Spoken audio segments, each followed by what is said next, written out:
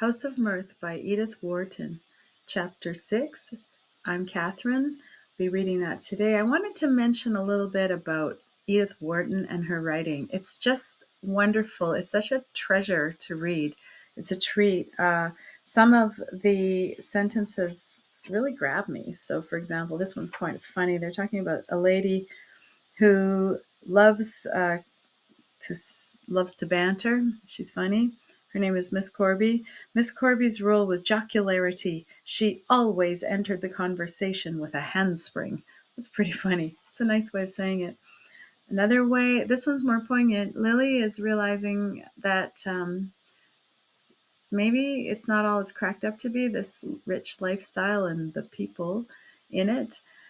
She's been scanning the table and everybody seems a little preposterous. Everybody seems just absurd and vacuous. That's a word. She says a long stretch of vacuity.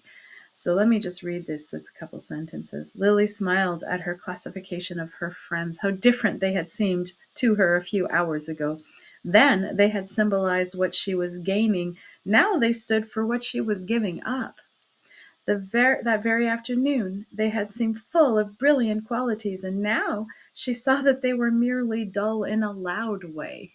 That's a really funny sentence. Dull in a loud way. Well, that's probably true amongst us humans. Lawrence Seldon has shown up, and now Lily is torn because she kind of had her hooks into Percy Gryce, and it was almost a done deal where he was probably going to ask her that very day to marry him, and then her fortune is set. She has no more worries.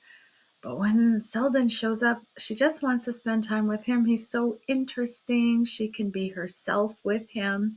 Bertha Dorset wants Lawrence Seldon to herself and is angry when Lily is able to whisk him away for a walk with her instead.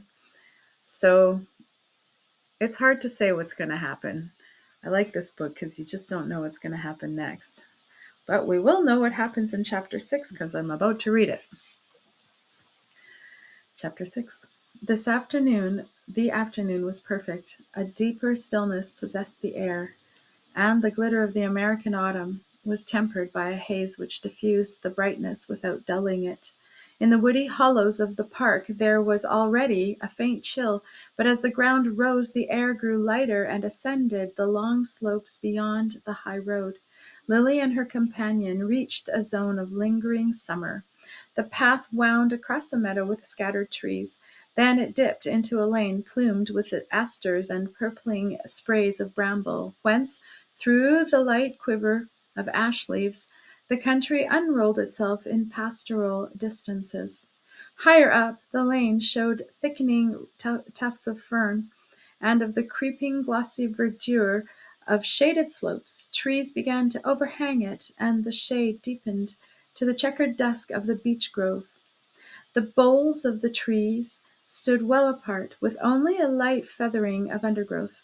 The path wound along the edge of the wood, now and then looking out on a sunlit pasture or on an orchard spangled with fruit. Lily had no real intimacy with nature, but she had a passion for the appropriate and could be keenly sensitive to a scene which was a fitting background to her own sensations. The landscape outspread below her seemed an enlargement of her present mood, and she found something of herself in its calmness, its breadth, its long, free reaches. On the nearest slopes, the sugar maples wavered like pyres of light lower down on a massing of gray orchards, and here and there the lingering green of an oak grove. 2 or 3 red farmhouses dozed under the apple trees, and the white wooden spire of a village church showed beyond the shoulder of the hill, while far below, in a haze of dust, the high road ran between the fields. "Let us sit here," Seldon suggested as they reached an open ledge of the rock, above which the beeches rose steeply between mossy boulders. Lily dropped down on the rock, glowing with her long climb. She sat quiet, her lips parted by the stress of the ascent, her eyes wandering peacefully over the broken ranges of the landscape. Seldon stretched himself on the grass at her feet, tilting his hat against the level sunrays, and clasping his hands behind his head, which rested against the side of the rock.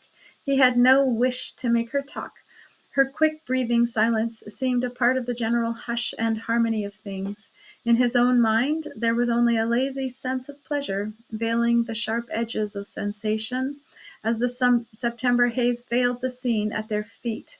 But Lily, though her attitude was as calm as his, was throbbing inwardly with a rush of thoughts. There were in her at that moment two beings, one drawing deep breaths of freedom and exhilaration, the other gasping for air in a little black prison house of fears. But gradually the captive's gasps grew fainter, or the other paid less heed to them. The horizon expanded, the air grew stronger, and the free spirit quivered for flight.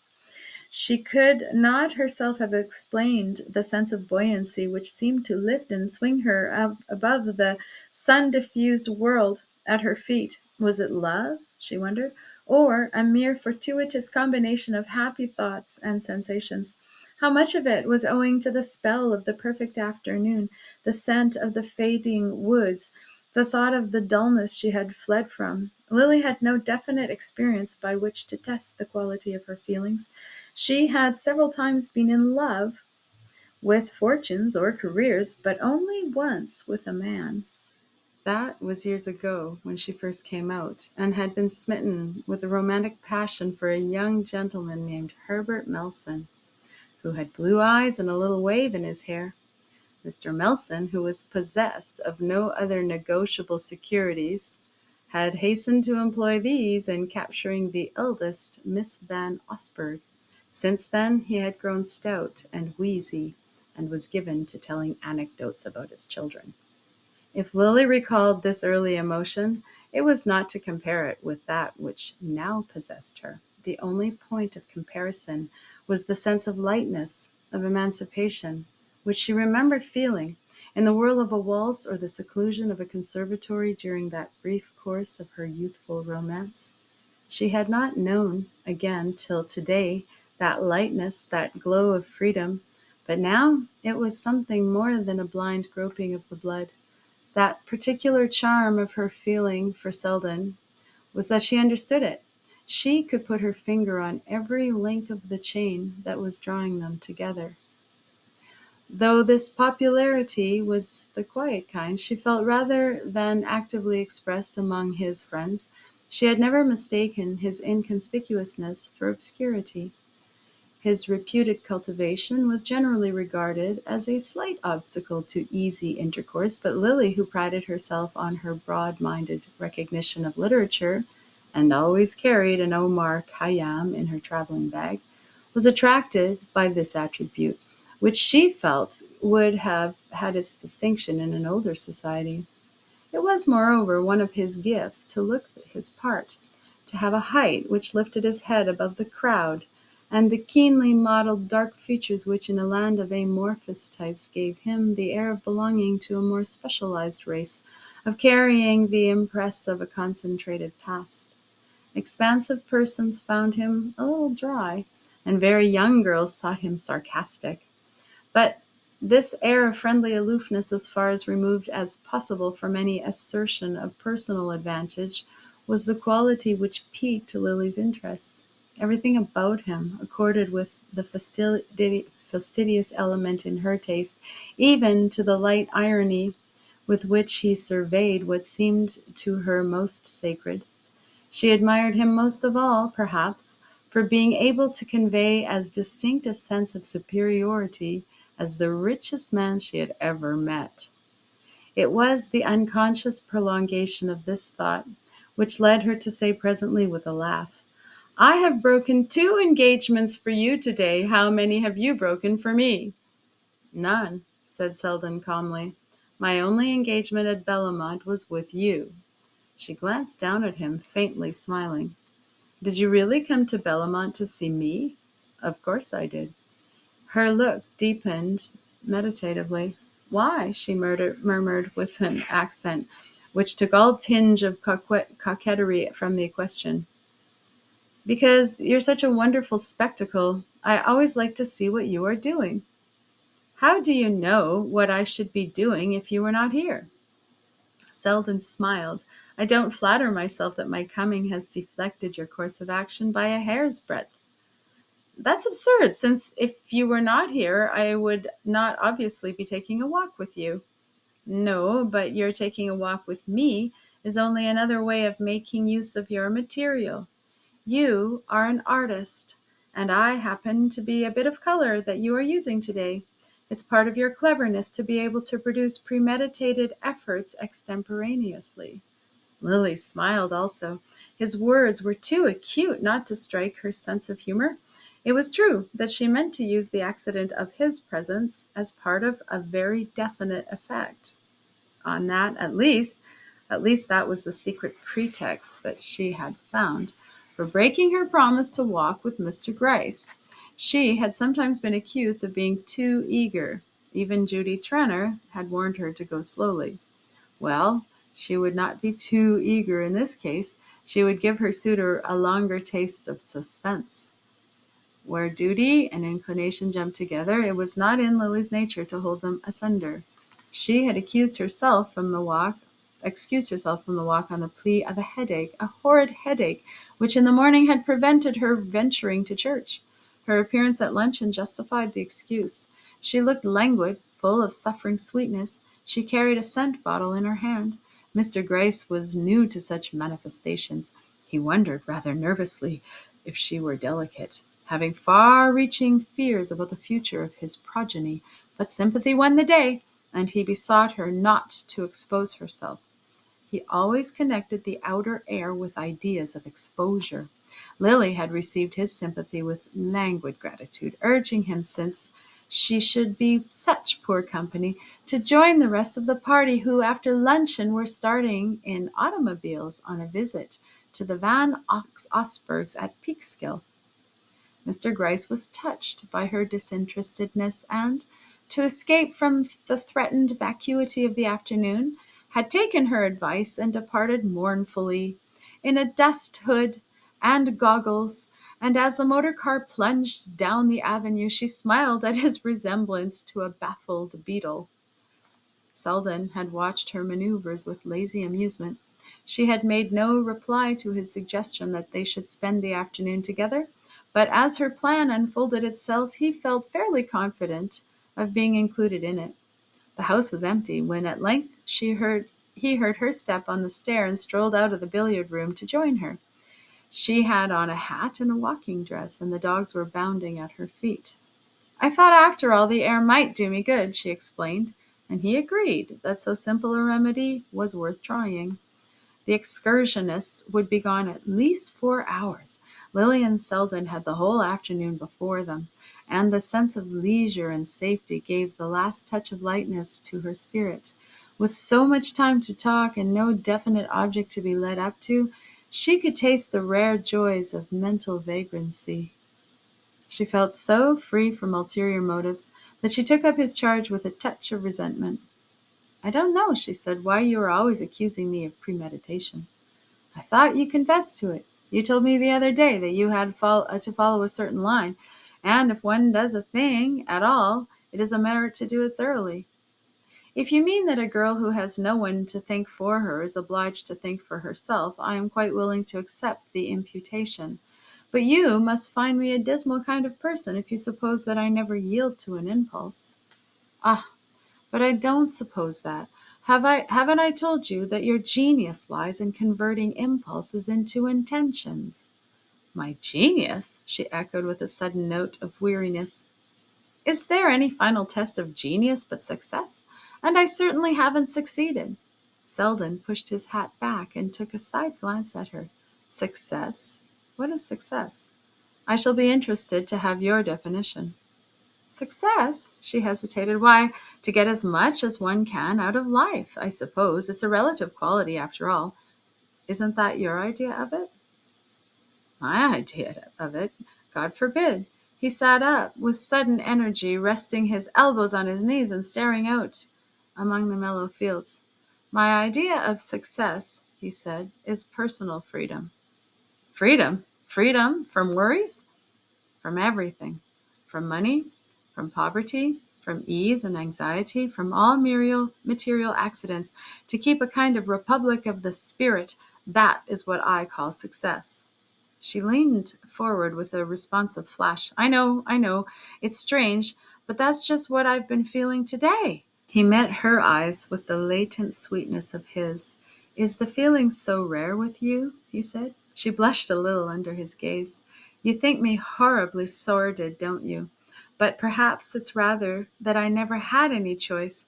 There was no one, I mean, to tell me about the Republic of the Spirit. There never is. It's a country one has to find the way to oneself. But I should never have found my way there if you hadn't told me.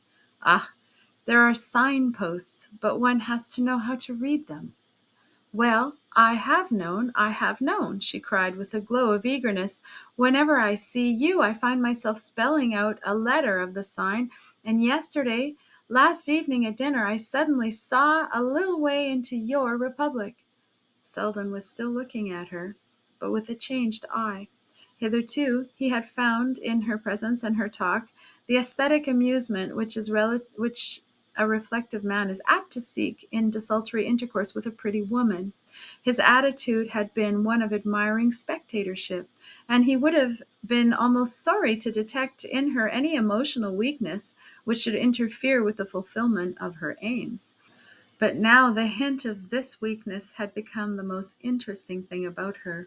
He had come on her that morning in a moment of disarray. Her face had been pale and altered, and the diminution of her beauty had lent her a poignant charm.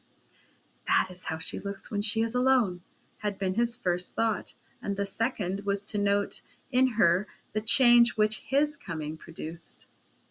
It was the danger point of their intercourse that he could not doubt the spontaneity of her liking. From whatever angle he viewed their dawning intimacy, he could not see it as part of her scheme of life, and to be the unforeseen element in a career so accurately planned was stimulating even to a man who had renounced sentimental experiments. Well, he said, did it make you want to see more? Are you going to become one of us? He had drawn out his cigarettes as he spoke, and she reached her hand toward the case. Oh, do give me one. I haven't smoked for days. Why such unnatural abstinence? Everybody smokes at Bellomont. Yes, but it is not considered becoming in a jeune fille à marier. And at the present moment I am a jeune fille à marier. Ah, then I'm afraid we can't let you into the Republic. Why not? Is it a celibate order? Not in the least, though I'm bound to say there are not many married people in it. But you will marry someone rich, and it's hard for rich people to get into as the kingdom of heaven.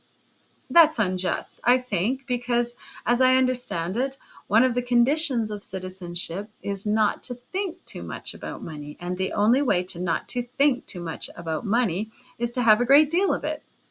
You might as well say that the only way not to think about air is to have enough to breathe. That is true enough in a sense, but your lungs are thinking about air if you are not. And so it is with your rich people. They may not be thinking of money, but they're breathing it all the while. Take them into another element and see how they squirm and gasp. Lily sat gazing absently through the blue rings of her cigarette smoke. It seems to me, she said at length, that you spend a good deal of your time in the element you disapprove of. Seldon received this thrust without discomposure. Yes, but I have tried to remain amphibious. It's all right as long as one's lungs can work in another air. The real alchemy consists in one being able to turn gold back into something else, and that's the secret that most of your friends have lost. Lily mused. Don't you think, she rejoined after a moment, that the people who find fault with society are too apt to regard it as an end and not a means, just as the people who despise money speak of its only use as it were to be kept in bags and gloated over? Isn't it fairer to look at them both as opportunities which may be used either stupidly or intelligently according to the capacity of the user? That is certainly the sane view. But the queer thing about society is that the people who regard it as an end are those who are in it and not the critics on the fence. It's just the other way with most shows. The audience may be under the illusion, but the actors know that real life is on the other side of the footlights. The people who take society as an escape from work are putting it to its proper use. But when it becomes the thing worked for, it distorts all other relations of life. Seldon raised himself on his elbow. Good heavens, he went on. I don't underrate the decorative side of life. It seems to me the sense of splendor has justified itself by what it has produced. The worst of it is that so much human nature is used up in the process. If we're all the raw stuff of the cosmic effects, one would rather be the fire that tempers a sword than the fish that dyes a purple cloak. And a society like ours wastes such good material in producing its little patch of purple. Look at a boy like Ned Silverton. He's really too good to be used to refurbish anybody's social shabbiness. There's a lad just setting out to discover the universe. Isn't it a pity he should end by finding it in Mrs. Fisher's drawing room? Ned is a dear boy, and I hope he will get his illusions long enough to write some nice poetry about them. But do you think it is only in society that he is likely to lose them? Selden answered her with a shrug. Why do we call all our generous ideas illusions, and the mean ones truths? Isn't it sufficient condemnation of society to find one's self accepting such phraseology? I very nearly acquired the jargon at Silverton's age, and I know how names can alter the color of our beliefs. She had never heard him speak with such energy of affirmation. His habitual touch was that of the eclectic, who lightly turns over and compares, and she was moved by this sudden glimpse into the laboratory where his faiths were formed. Ah, you are as bad as the other sectarians, she exclaimed.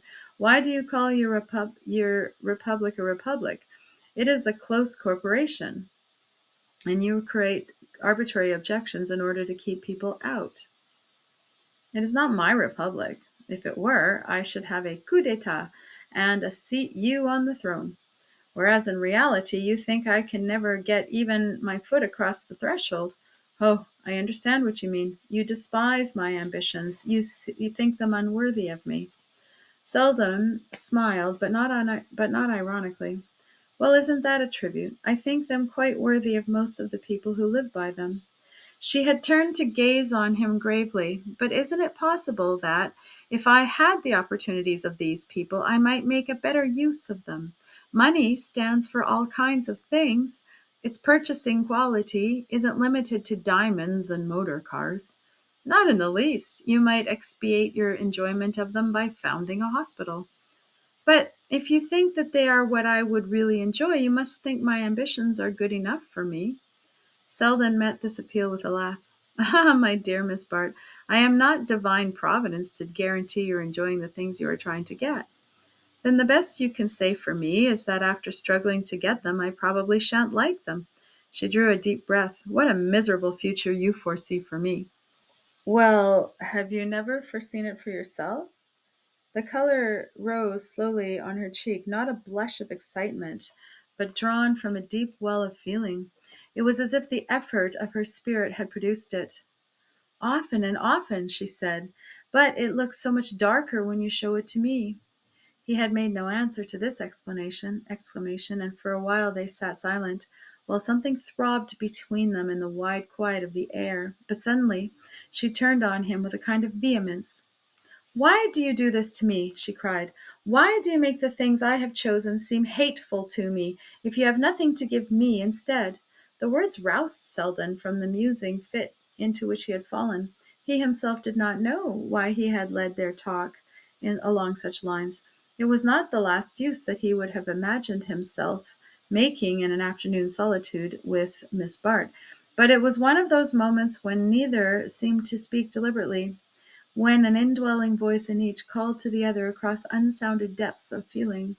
No, I have nothing to give you instead, he said, sitting up and turning so that he faced her. If I had, it should be yours, you know. She received this abrupt declaration in a way even stranger than the manner of its making. She dropped her face on her hands, and he saw that for a moment she wept. It was for a moment only, however, for when he leaned nearer and drew down her hands with a gesture less passionate than grave, she turned on him a face softened but not disfigured by emotion, and he said to himself somewhat cruelly that even her weeping was an art. The reflection steadied his voice, and he asked between pity and irony, "Isn't it natural that I should try to belittle all the things I can't offer you?" Her face brightened at this, but she drew her hand away, not with a gesture of coquetry, but as though renouncing something to which she had no claim.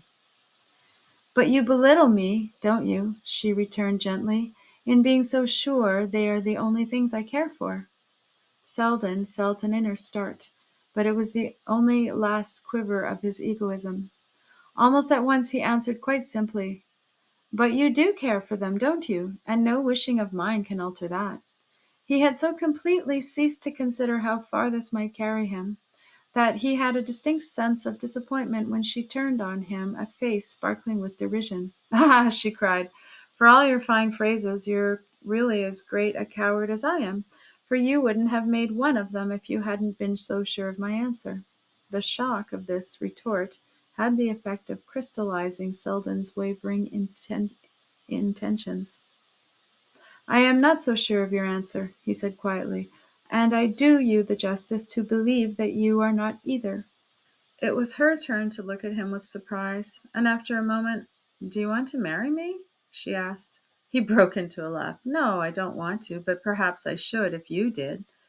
"That's what I told you. You're so sure of me that you can amuse yourself with experiments." She drew back the hand that he had regained, and sat looking down on him sadly. "I am not making experiments," he returned, "or if I am, it's not on you, but on myself. I don't know what effect they are going to have on me, but if marrying you is one of them, I will take the risk." She smiled faintly. "It would be a great risk, certainly. I have never concealed from you how great." "Ah, it's you who are the coward!" he exclaimed. She had risen and he stood facing her with his eyes on hers. The soft isolation of the falling day enveloped them. They seemed lifted into a finer air. All the exquisite influences of the hour trembled in their veins and drew them together with the loosened leaves that were drawn to the earth. "It is you who are the coward," he repeated, catching her hand in his. She leaned on him for a moment, as if with a drop of tired wings he felt as though her heart were beating rather than with the stress of a long flight than with the thrill of new distances. Then drawing back with a little smile of warning, "I shall look hideous in dowdy clothes, but I can trim my own hats," she declared.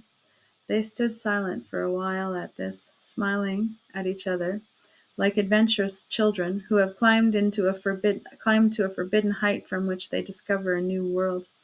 The actual world was at their feet, veiling itself in dimness, and across the valley a clear moon rose in the denser blue.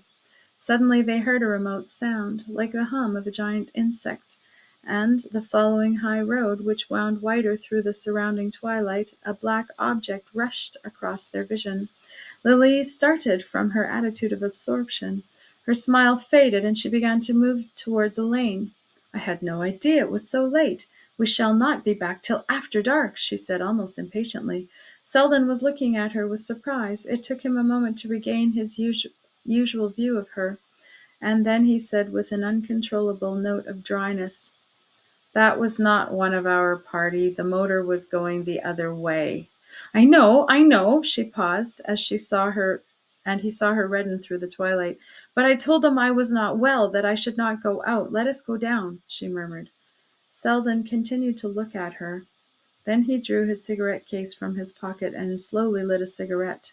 It seemed to him necessary at that moment to proclaim, by some habitual gesture of this sort, he recovered hold on the actual. He had almost a puerile wish to let his companions see that, their flight over, he had landed on his feet. She waited after the spark flickered under his curved palm. Then he held out the cigarettes to her. She took one with an unsteady hand, and putting it to her lips, leaned forward to draw her light from his. In the indistinctness, the little red gleam lit up the lower part of her face, and he saw her mouth tremble into a smile.